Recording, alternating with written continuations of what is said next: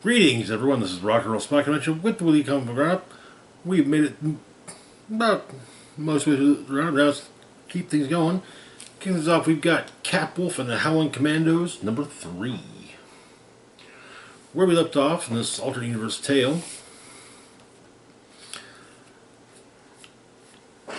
while Cap had been turned into a werewolf, he did retain his intellect, and a plan was formed to attack wolf shadows.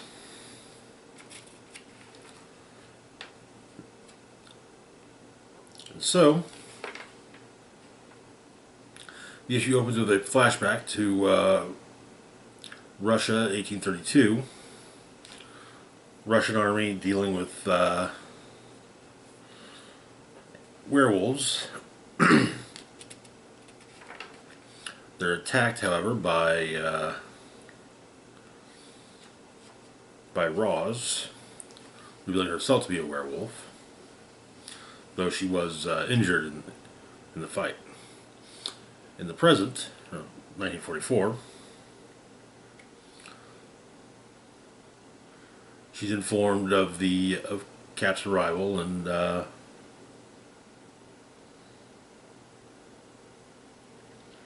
the Nazi officer suggests sending the full force of Wolfshaws against him, but Ross points out that he's not to be underestimated,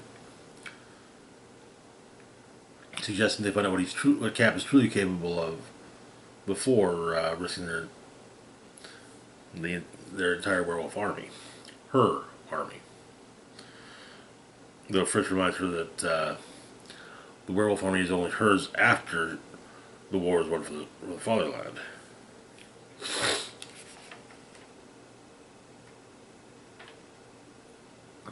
But Cap makes his way towards the bunker.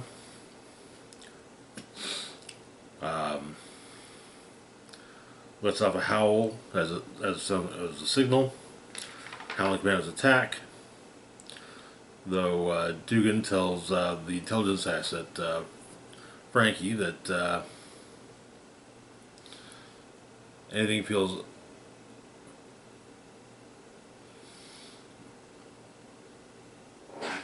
as he puts it, if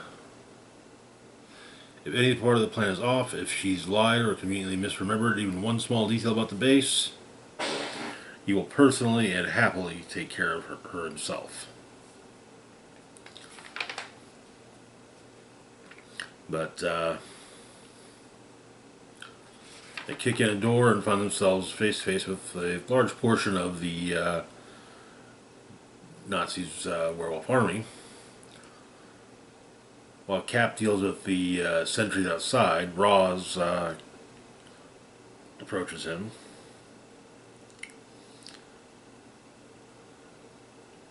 Cap noting that she's not a werewolf, or that she's not German, and Roz noting that Cap's not a werewolf, at least not completely.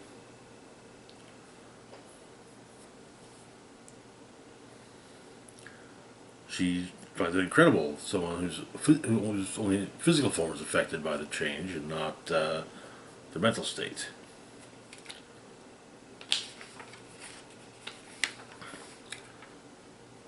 But her entire plan is built upon revenge.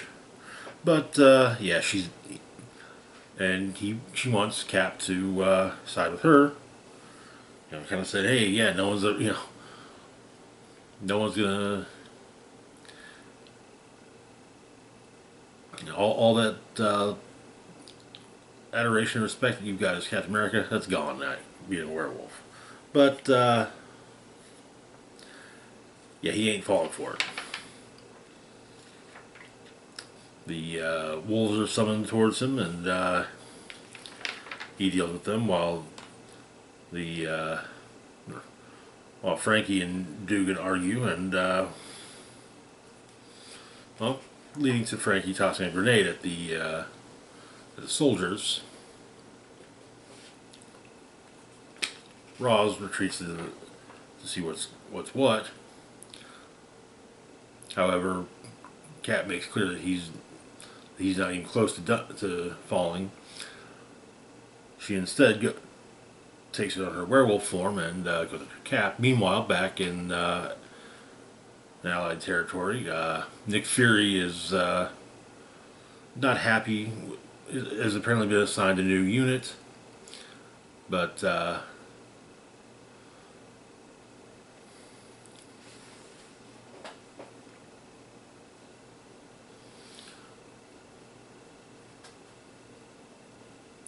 those are the orders. You know, the nurses have no say in the matter. But one of the nurses does say that one thing she does know is that the gate is unmanned between 11 o'clock and 11:10 for guard change. And that is where the issue ends. Interesting. It's nice getting some background on Roz. It should be pointed out this is actually, I should have noticed this in the earlier issues, but this is apparently a alternate past story, not set in 616 continuity, but oh well. Moving on though to our next book, we've got Doctor Strange number 10. Where we left off, while facing General Strange, Doctor Strange revealed that he had actually made a deal with the Trinity of Ashes, who the General had been fighting in his 5,000-year-long war for the Vishanti. At the same time, reinforcements arrived in the form of Wong and the agents of Wand.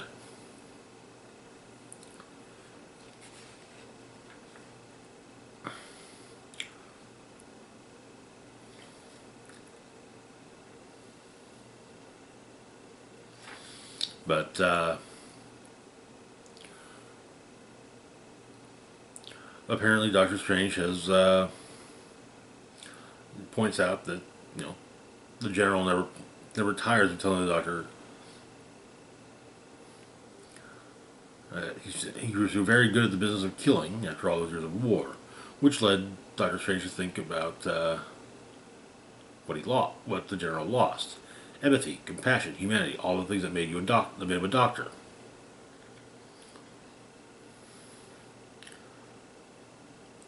War took those from you, and what it didn't, the General took away himself, like a surgeon.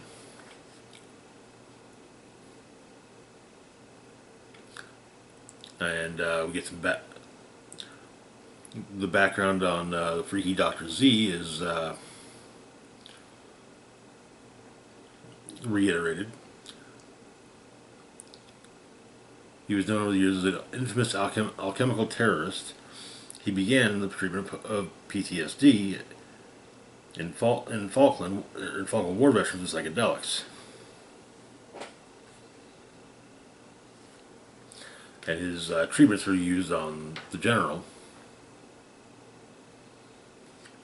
with the doctor saying he's not a killer, he's a doctor, a healer. And so Doctor Strange helps put things right with the General.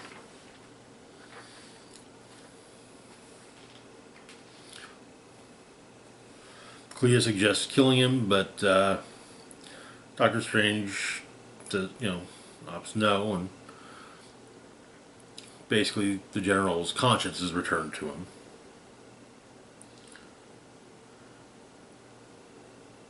With Doctor Strange explaining that he performed psychothaumaturgic surgery upon the General, grafting a portion of his own conscience to the General's soul so that it might take root. Later, while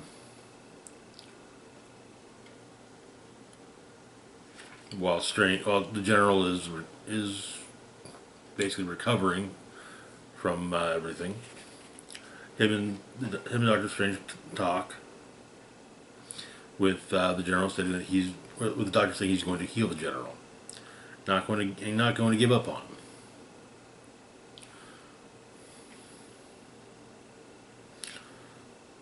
And the General asks, how can Doctor Strange heal thousands of years of pain, of guilt?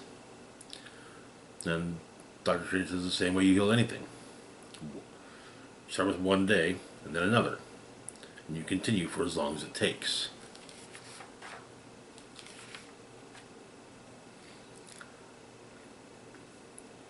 After that, the general's being kept in the dungeon level of Sanctorum. But Strange goes to speak with the agents of Wand, thanking Wong for his intervention, as well as thanking Dr. Z,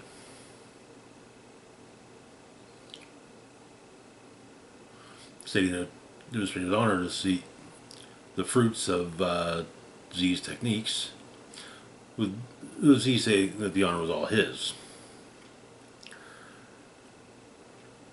Either way, Strange was glad to be on the same side as both Dr. Z as well as Pandora Peters.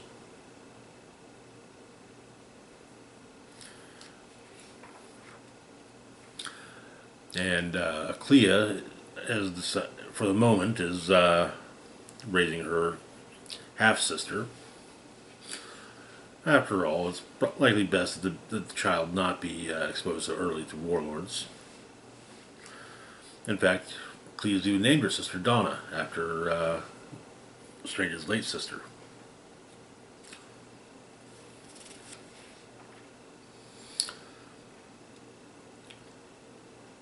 Later, Clea and Pandora Peters talk,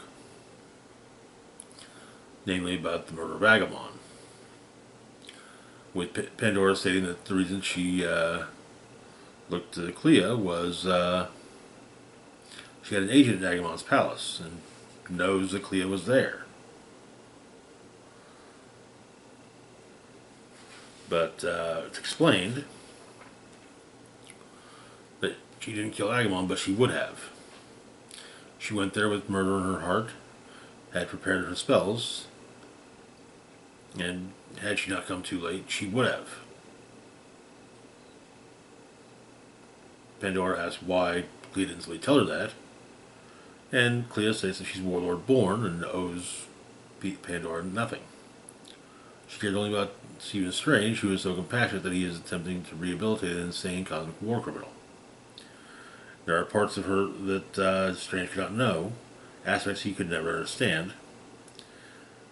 After all, she only just regained him as a husband and will not threaten his love for her. And that is where the issue ends. Good wrap-up. I really like the story with the whole General Strange concept. I look forward to seeing how the book continues and going forward to the new year. Moving on, though, to our next book, we've got Incredible Hulk number 7. Where we left off,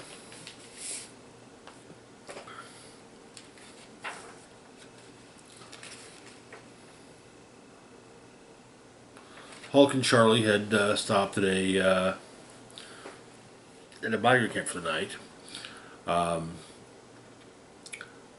The camp is defended, apparently, though, by a Ghost Rider, but who no longer it's simply the spirit that takes control of an old bike. And it's going after Hulk.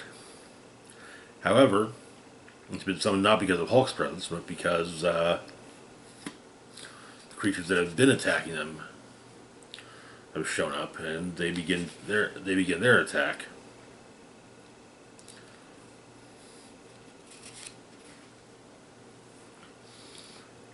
Which catches the rider's attention.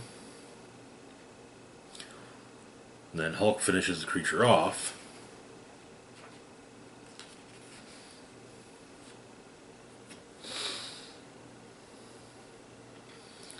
Hulk tossing the creature's mask to the Ghost Rider, and Charlie then telling Ghost Rider that Harley's badass before the rider disappears.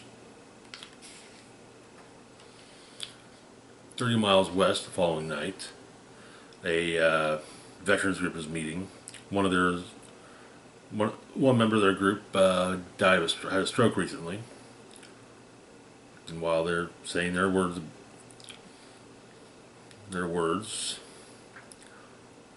something odd happens as they all a black viscous substance starts to pour out of their eyes and mouths and noses and so forth.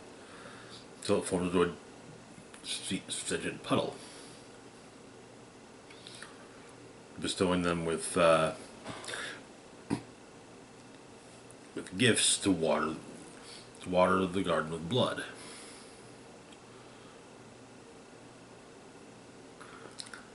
Charlie's having a blast. Everyone seems to accept Hulk's presence,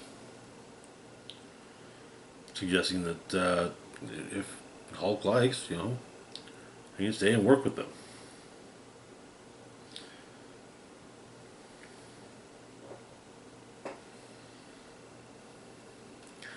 Though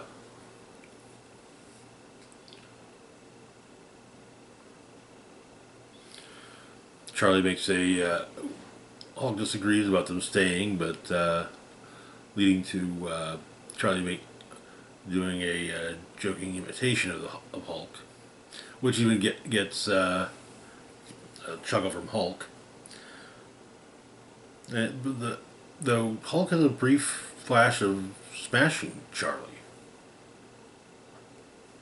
and Charlie asks if Hulk's there, where's Banner? To which Hulk simply states, Banner's where Hulk put him, is where he belongs.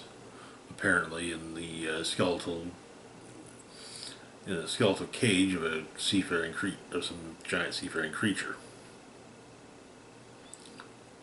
But one of the people at the camp notes that something's off with Banner's eyes.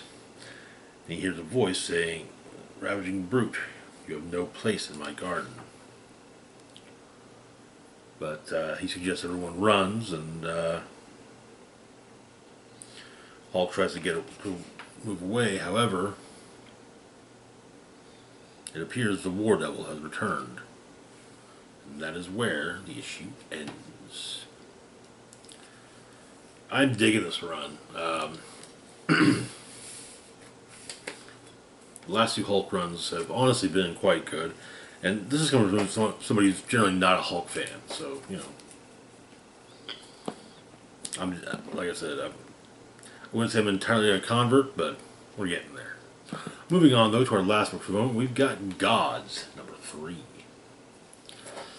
So where we left off, Wynn and Dr. Ranger discovered that the Proto-Mage was the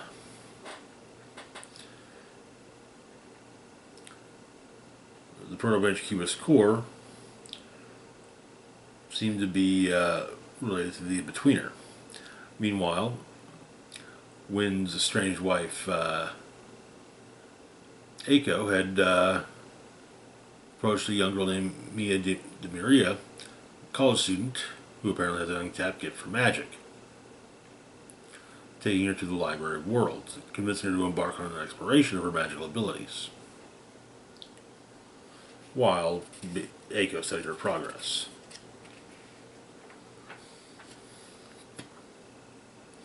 So, the issue begins, the young woman who's a Cassandra.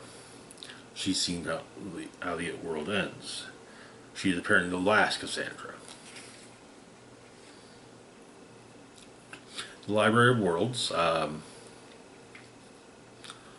Doctor Strange and Wynn are supposed to be meeting with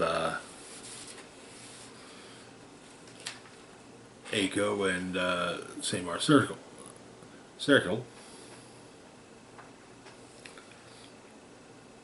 Though Dimitri is told to basically wait for them at the bar.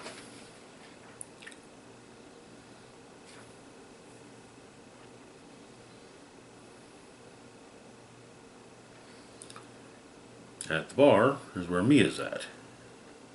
Mia and Dimitri start a conversation.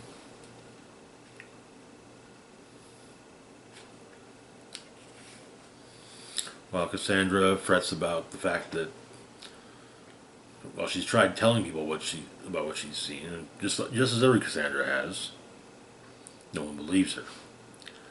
And so she makes a basic big old conspiracy board, with little pieces of paper and a string connecting them, and yeah.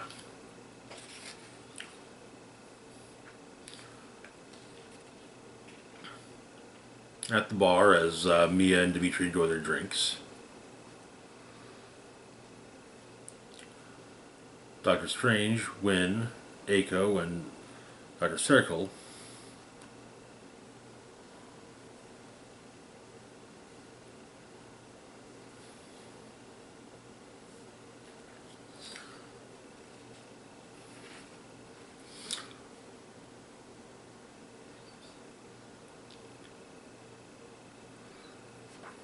are discussing what they've learned about Cubist core. He's a born-again vessel of the In-Betweener. The waves of his actions are neither singular nor without resonance. They believe that all the lesser gods are moving, which implies the greater gods are preparing to as well. The question is, are theirs? At the bar, an abstract shows up. Oblivion. Dimitri notes this is a very ill omen, that something very bad is getting ready to happen there at the bar. On Earth, our Cassandra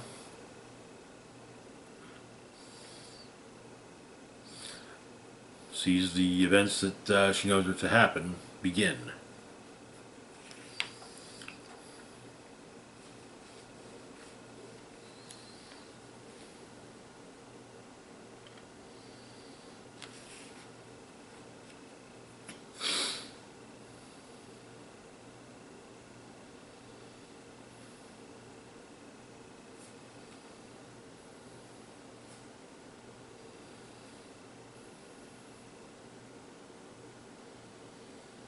Dr. Strange knows something's happening.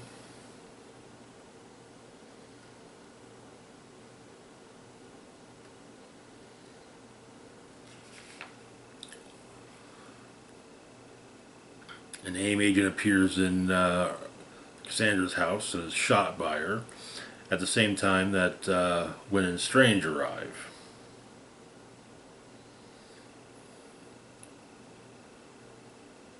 The agent has a small gem in his hand.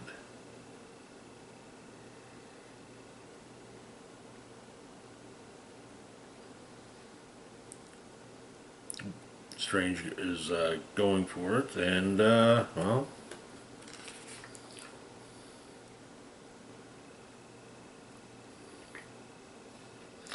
what appears to be a massive cosmic explosion occurs, with Oblivion stating that his time is now. And that is where the issue ends. Things are definitely getting interesting here. I mean, it's a Hickman book. I kind of have to expect interesting. But anyway, that's going to do it for now. As always, feel free to like, share, and subscribe. Links to my Facebook, Twitter, Mastodon, Patreon, PayPal can be found in the description box down below. This is Rock and Roll Spock signing off saying, live long and rock hard. Happy holidays, everyone.